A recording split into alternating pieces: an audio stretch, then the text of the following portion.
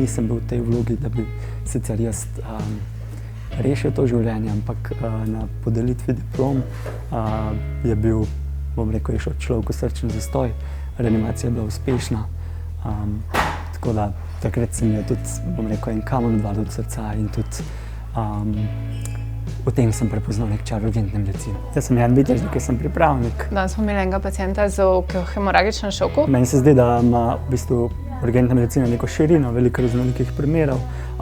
Meni je malo všeč, da je delovnik dinamičen, tako bom rekel dnevna izmena kot nočna, 12 ur. Pacienta začnem z obravnavo in tudi zaključam za razliko od kakšnih drugih specializacij.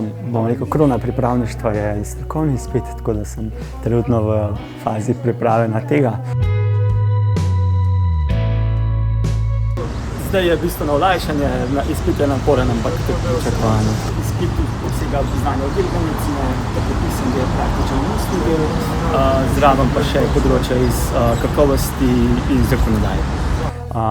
Bom rekel, potem se bom za nekaj časa, dokler se ne prijavim na specializacijo oziroma dokler ne dobim specializacije, se pravi zaposlil kot sobni zdravnik, potem pa pač počakam na razpis oziroma na prosta mesta. Vcepiti ljudem ljubezen za urgentno medicino ne moreš, predvsem važno ne s časoma, da se najde dovolj urgentnih zdravnikov, da bojo skupaj predstavljali dobro ekipo in bom rekel, delo v ekipi potem bistveno lažje.